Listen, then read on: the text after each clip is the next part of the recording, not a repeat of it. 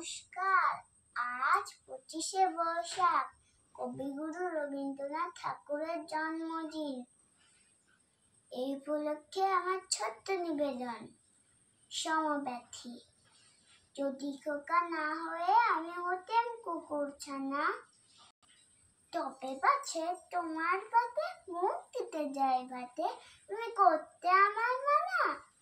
সত্যি করে বল, আমায় করিস নে মা ছল, বলতে আমায় দূর দূর দূর, কোথা থেকে এলো এই কুকুর। যা মা, তবে যা মা, আমায় কোলের থেকে নামা। আমি খাবো না তোর হাতে, আমি খাবো না তোর পাতে, যদি খোকা না হয়ে আমি হতিম তোমার দিয়ে, তবে পাছে যাই মা উড়ে, আমায় রাখতে শিকল দিয়ে। সত্যি করে বল, আমায় করিস নে মা ছল, বলতে আমায় হতভাগা পাখি, শিকল কেটে দিতে চাই রে ফাঁকি।